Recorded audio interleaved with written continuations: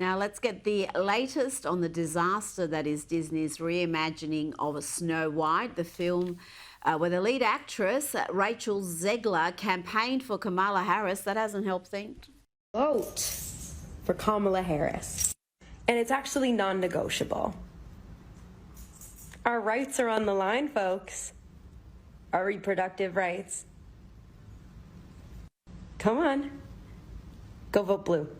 And if you disagree with this sentiment, just hit the unfollow button. I don't need your business. Thanks. Well, the reviews are in, and it's a film that has been widely panned. Even the most progressive publications really had nothing nice to say about it. It seems nothing will save this disaster. Let's look at some of the reviews, just some of the summaries here. Lazy and visually repellent, said The Independent. Exhaustingly awful and toe-curlingly terrible, said The Guardian. The most controversial Disney adult nightmare ever, said Rolling Stone. A strange hot mess, said the Huffington Post. And good enough for TV, said Vanity Fair. So that's possibly the most positive review we found there.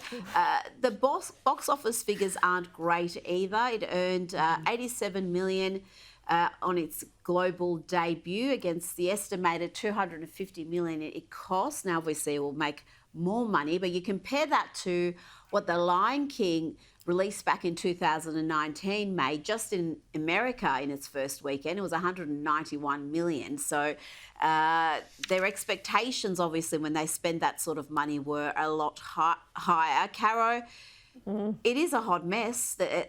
Can they salvage something out of this?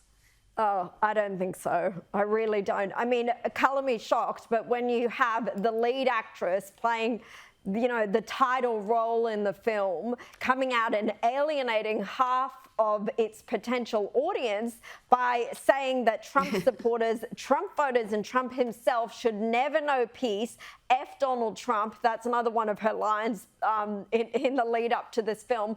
What do you honestly expect? I mean, they had to stop actually promoting this film because the promotions itself were so bad. I mean, it's not just the politics of the main actress, it's everything from casting someone who is of mixed race in a role that is literally supposed to be about a woman whose skin is as white as snow, from taking out the seven dwarves from the title of the movie because that's now seen as too problematic somehow. You know, Rachel Zegler was supposed to believe is just so striking that even the supermodel like Gal Gadot is supposed to be homicidically jealous of her. I mean, we're supposed to completely suspend our disbelief in this movie, apparently.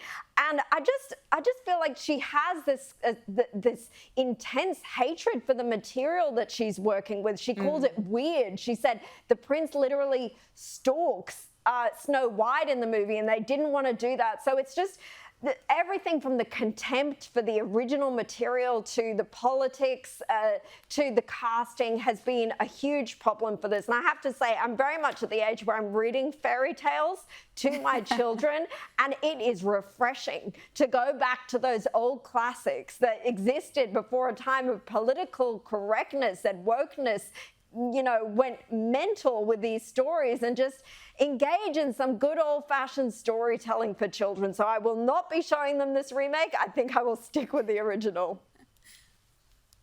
Well, no, because you'd have to watch it with them and that would be painful. No. Gab, Caro mentioned the fact that the seven dwarves aren't in this. And again, this supposedly progressive, tolerant, compassionate point of view, or we can't have dwarves, that's depriving seven actors of jobs, actors who don't actually get that many offers.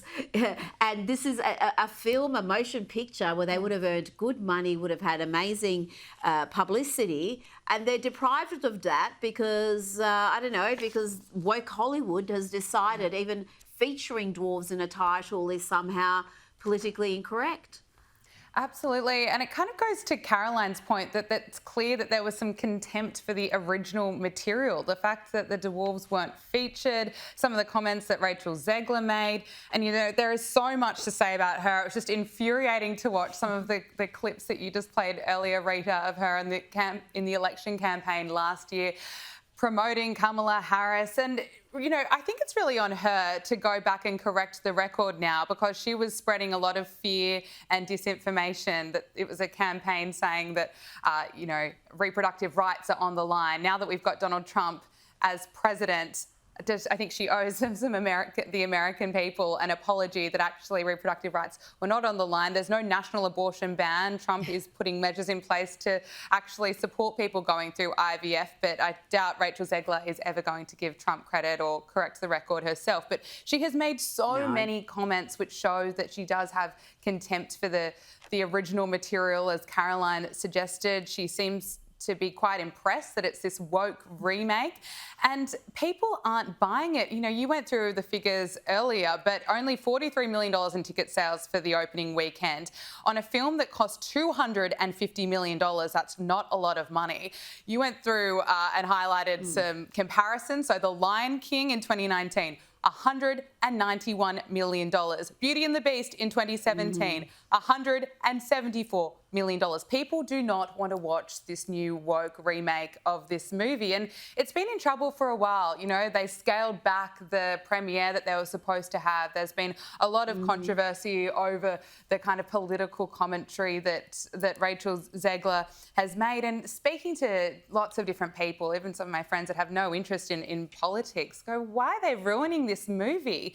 It's a film that we all loved. It's a fairy tale, and then all of a sudden it's being rewritten. And some of the comments that Rachel Zegler has made are just going viral online for all the wrong reasons. She's so out of touch, and I think it really puts a bit of pressure on Disney about where it's heading. Are they going to keep doing these remakes where they have to try and make them woke or change the narrative and change the story completely? Doesn't make any sense.